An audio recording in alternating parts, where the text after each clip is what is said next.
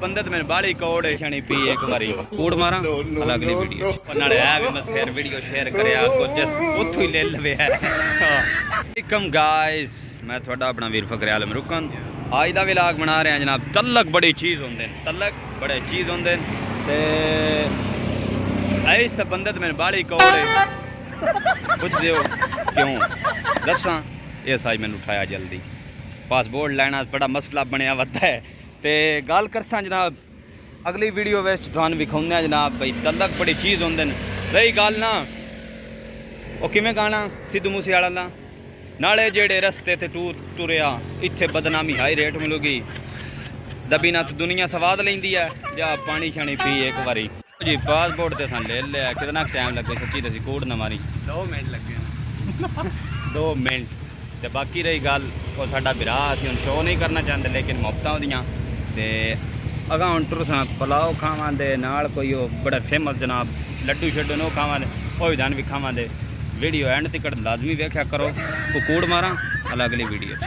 मैं हूँ आया अपने मसेर कोट ऐ मेरा मसेर अच्छा इन्हां दी जनाब दुकान है कबरां उत्ते जनाब प्लेटां शलेटां ते मतलब वो की मुरम्मत करते हो मार्बल की दुकान है गिफ्ट सेंटर है मार्बल दे जी हाँ टोटली काम मार्बल का करीदा जी मार्बल का टोटली काम करते हैं तो मैं तुहानू विखाउंदा जावां। आ नंबर है मैं मैंशन कर देवां तो उंज भी नंबर नाल और नाले है भी मैं फिर वीडियो शेयर करया कुछ कोई कबर शबर प्लेट शलेट लगानी होवे प्लेट याद है ना क्या की रखी हुई पिस्टल रखी फिरदा सरेआम। चलो कोई नहीं अल्लाह खैर करसी।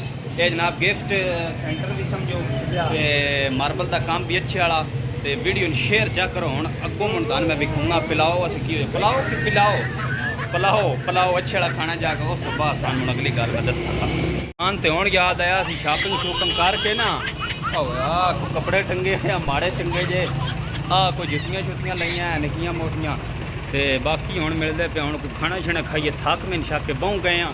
असीं आया असा खान साहब कोल खान दी थल्ले बड़ी वड्डी दुकान है जुत्तियां वाली ते बड़ा स्वाद आया है। असीं खान लगे हाँ पुलाओ ते कम उसी बड़ा नेड़े तरेड़े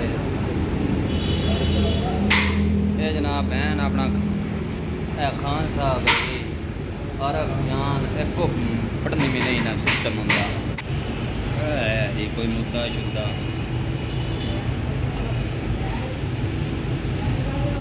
हाँ जी असी हो गए हाँ वेले बड़ा स्वाद आया है।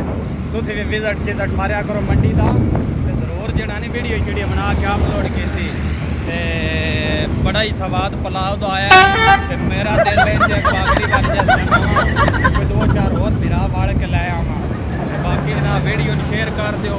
देखो मंडी बहुत प्यारे ही जनाब सड़क सुड़क बन गई पिछा बड़ा प्लाजा है ओका फिर है ते सासिर चौक से पढ़ने वाले असी लो जी साडे मंडी का मेन चौक जिन के साथ सिरा चौक आखा जाता फेमस चौक जितों भी जेड़े भी जिले का बंदा आवे नाला वीडियो बनावे ते फेमस काले कपड़े पाए होए नी लोक मंडी बहुत दींदे हर जाते छाए होए नी। असी टुरते हैं लोग को गोश्त लैन मंडी ते मंडी जनाब अपना Pappu ji chicken sale centre king road ते लोको टुरी दा मंडियों चल गोश्त लवांदे 12 इत्थे भी मग गई है उथों ही ले लवे है।